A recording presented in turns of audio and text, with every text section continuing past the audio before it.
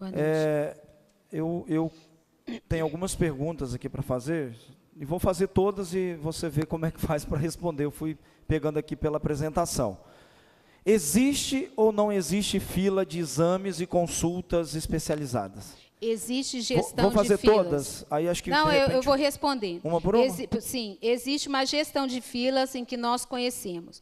Nós temos 3 filas hoje. A fila nossa, em que nós compramos os serviços, tem a fila do sistema, em que eles são regulados, e tem a fila que está lá sem regulação. Quando acontece a vaga, ele captura. Então, nós temos hoje todas as nossas demandas dentro desses sistemas.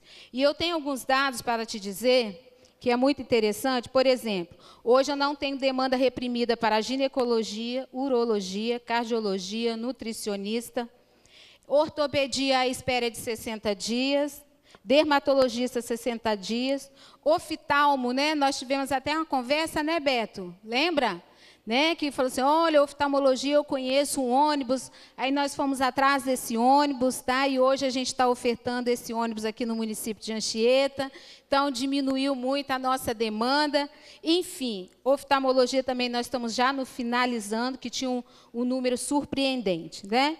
Então, assim, ultrassonografia também, tem algumas unidades de saúde, que algumas ultrassonografias nós já não temos mais demanda reprimida, eu posso trazer para vocês depois esses números. Então, a nossa fila hoje ela está passando por um processo de regulação em que foi falado ali através do Conselho Municipal de Saúde. Quando você fala regulação, significa que quem tem prioridade tem um atendimento. Exatamente. E assim vai. Exatamente. Então, existe uma fila regulada.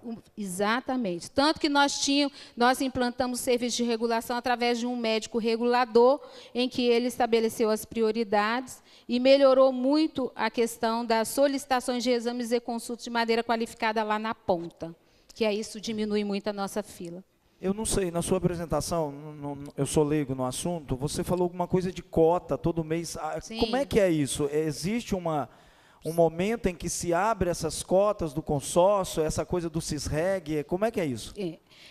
No CISREG, a gente alimenta o sistema toda vez que chega uma demanda para a gente. Então, isso é alimentado todos os dias.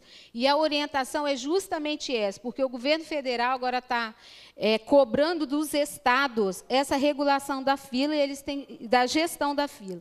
Então, nós já aqui em Anchieta, a gente já se antecipou. Hoje, nós conhecemos a nossa demanda através da regulação da fila. E as cotas, elas são abertas a cada 15 dias do dia anterior, do mês anterior, não é isso?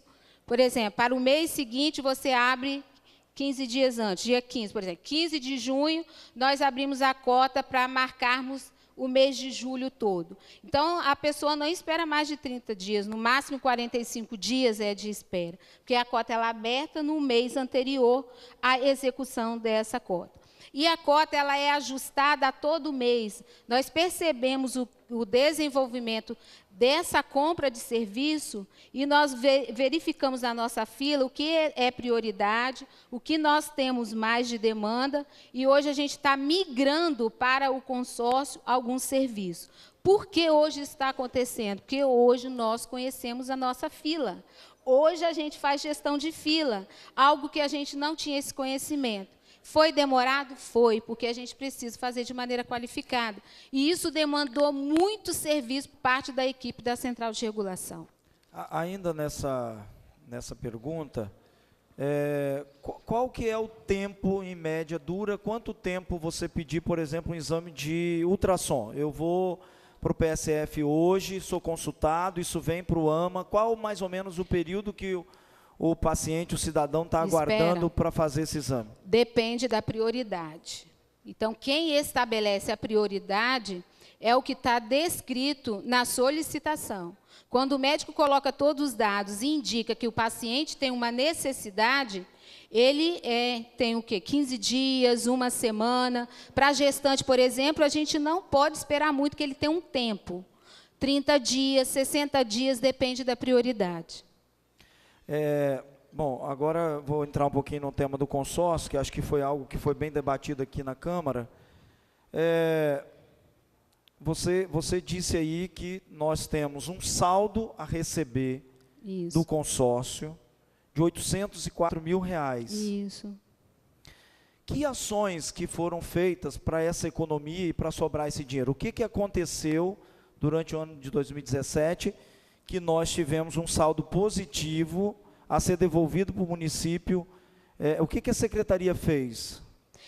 Nós implantamos a regulação, retiramos do PA aqueles servidores que não eram necessários, porque nós organizamos o serviço no sentido de priorizar o serviço para o servidor efetivo, organizamos a escala de trabalho. Não significa, então, que esses 800 mil foram redução de exames e consultas? Não foi a redução de exames e consultas. Pelos números ali, você vê que a gente ofereceu até mais. Na verdade, a gente organizou uma demanda que estava desorganizada. Então, nós reduzimos servidores que não eram necessários, nós regulamos os exames e consultas, nós estabelecemos prioridade, nós usamos mais recursos do Estado, utilizamos mais recursos do próprio município, e, com isso, ao longo dos meses, mesmo a gente utilizando os recursos para cumprimento do contrato, a gente foi percebendo que esse valor ele foi ficando como um valor residual. Uma outra coisa que a gente também tem que ter em mente quando a gente organiza o sistema, que nós temos que ter sempre uma reserva técnica. O que é uma reserva técnica? A gente tem um planejamento. E se acontece alguma coisa que a gente não planejou? E se acontece algum surto de doença que a gente precisa utilizar de recursos não programados? Então, uma reserva técnica é como nós utilizamos. Nós precisamos utilizar, em algum momento, outros serviços. Então, por exemplo, no PA, nós reduzimos um médico a partir de setembro. Reduziu à noite. Por que nós reduzimos? A partir de relatórios de auditorias e baseado no protocolo do próprio CRM, nós poderíamos ter um outro médico. No entanto, nós programamos para feriados prolongados um outro profissional ali dentro. Então, nós damos um reforço para o serviço. Uma outra coisa, nós não tivemos carnaval em fevereiro. Lembra disso? Nós não tivemos carnaval em fevereiro. Isso também reduziu o nosso custo. Então, foi uma sequência de serviços e ações que nos permitiu reduzir também para o ano de 2018, 1 milhão do consórcio. Só aí a gente percebeu que poderíamos reduzir 1 milhão, e o que nós reduzimos. Esse dinheiro, então, é do município, e deve ser devolvido ao município. Esse dinheiro, por que ainda não foi devolvido, Jaldete? Nós encaminhamos uma solicitação para a questão da devolução, e hoje nós tivemos a resposta, vou encaminhar, acho que o senhor solicitou isso hoje. Nós temos ela foi encaminhada para a gente o saldo da conta, nós temos o recurso lá enquanto saldo bancário. No entanto, a gente pediu o extrato bancário de alguns meses atrás. Então, a gente quer saber se, de fato, qual foi o movimento desse recurso lá. Essa sobra de saldo que você colocou aí, negativa, de R$500 mil dos outros anos, como é que isso... Olha, é muito cedo ainda para a gente falar o que houve. Assim como o saldo negativo, a não utilização também do que estava previsto orçamentariamente. Então, a gente sabe o que aconteceu com o saldo positivo de 2017. O que aconteceu de 2017 para trás é o que está sendo apurado através de auditoria. Então, eu não tenho nem como comentar isso nesse momento. O vereador Robim também demonstrou aqui sobre a taxa de administração do consórcio, que o município paga ao consórcio para gerenciar essas questões. Isso. Como é que é feito? É feito um rateio? Como é que é isso? O rateio da taxa administrativa antes era através do montante de serviço que você tinha. Era colocado o valor de custeio de todo o consórcio, em torno de 800 e poucos mil reais, todo o custeio anual. Então, ele tem um orçamento, que é recurso do município, e isso era rateado igualmente entre os municípios. No entanto, os municípios que têm pouco recurso se sentiram prejudicados. Às vezes, ele pagava mais de taxa administrativa do que comprava serviço. Então, ele estava sendo prejudicado. O que aconteceu? A partir daí, em assembleia foi dividido que haveria um corte entre valores destinados ao consórcio e o percentual relativo àquele corte. Por exemplo, quem tinha de 4 milhões a 2 milhões, seria 14% desse valor. Quem tinha menos, 10%. Então, foi feito um decisão escalonamento, do consórcio. isso, baseado no valor de recursos que cada consorciado destinava. Então, hoje, essa taxa diminuiu, agora a Anchieta é 14%. Se diminui o repasse, diminui também a taxa administrativa. Quando a senhora estava apresentando, um cidadão me passou um zap falando sobre o bairro dele falta agente de saúde. Nós sabemos, em várias apresentações que a senhora fez aqui na casa, que nós temos áreas descobertas, acho que é esse o nome que vocês falam. Pessoas isso. Que se aposentaram, ou já saíram, ou estão afastadas, e nós temos áreas que estão descobertas. Existe algum processo, alguma coisa para atender essas localidades, uma vez que a gente sabe que o agente de saúde é importantíssimo nesse processo, né? E a gente sabe que também o agente leva a demanda para a unidade. Como é que está esse processo? Se vocês vão contratar, vão substituir essas áreas que estão em aberto? E eu agradeço e termino as minhas perguntas. Tá. Em relação ao agente comunitário, de acordo com o teto, o Ministério da Saúde ele sempre apresenta para a gente um teto. Então, quanto de teto você vai ter para a equipe de saúde da família? O teto para o Ministério da Saúde, que o município tem que ter, são 62 agentes comunitários. 62.